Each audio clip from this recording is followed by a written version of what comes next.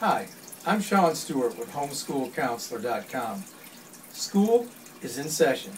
Today I'm going to teach you a couple of blues turnarounds.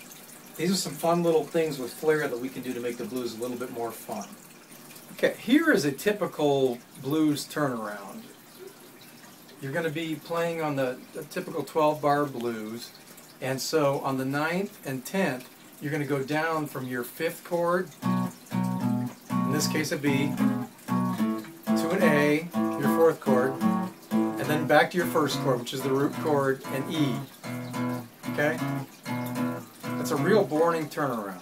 What we're going to try to do is make things a little more exciting. So check out the difference here. We're going to go back to a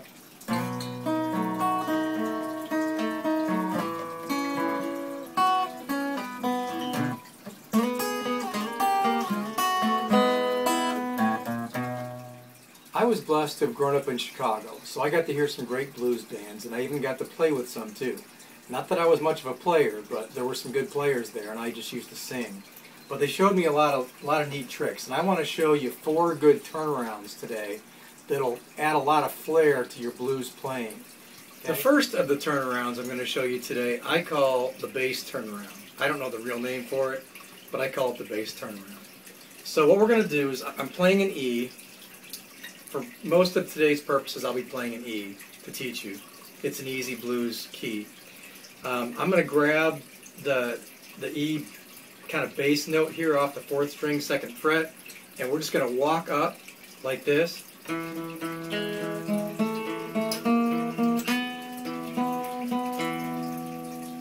Okay, and what I've done there, I'll show you a little bit closer up. What we're doing here is we've got the index finger staying the whole time on the E note, okay? In this case it's the E note, it can be anywhere, but in this case it is the E note on the 2nd fret of the D. And what we're going to do is we're going to run up by single half notes from the A flat to the A to the B flat to the B, okay? All the while alternating our notes. So it goes like this.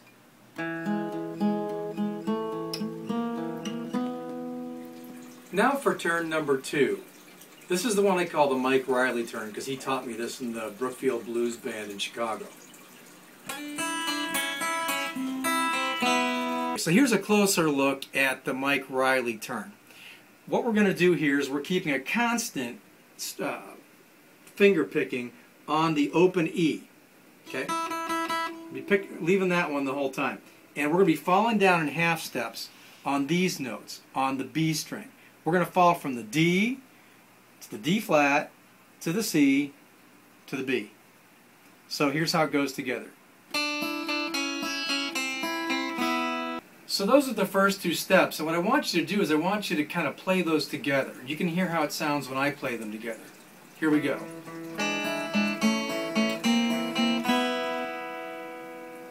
You'll see that sounds pretty good together when you run the bass and you run the Mike Riley together. There's a nice little harmony that happens there and adds a lot of flair to you. Now we're going to go on to number 3. This one I'm just going to call the Muddy Waters Climb because I heard him do something similar to this. If it was actually him, it may have been one of his players, but here's how it goes.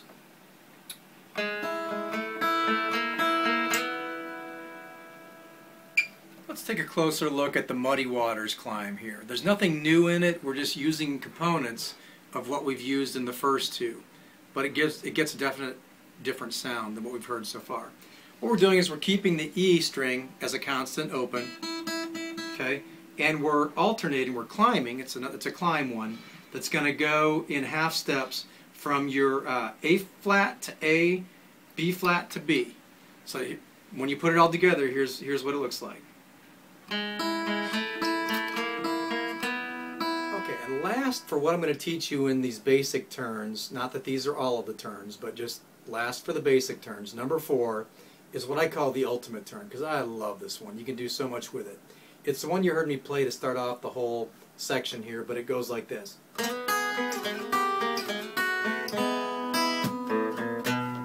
Now let's have a closer look at the ultimate turn, turn number 4. What we're doing here is I've got my ring finger on the E string, starting off on the 4th fret, going down to the 3rd fret, then going to the 2nd fret, and then I'm going to take it off completely. Now what I'm doing with the middle finger is I'm starting that off on the 4th fret of the G string, taking it down to the 3rd fret of the G string, the 2nd fret of the G string, and ending just holding the A flat note, which is the 1st fret of the G string. So here's how that runs up close.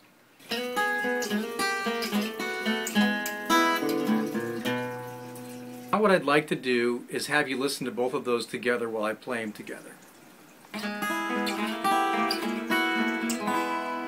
And you can hear that sounds really good. So in conclusion, to play the blues right, you've got to have a little bit of flair. You got to make those turns sound good, otherwise they're pretty boring. Let's repeat that initial sound we had. We're riding down from the B. I mean, it's okay, but if you got a second guitar doing this while you're doing flair, it's okay, but there's no flair to that. You want to have the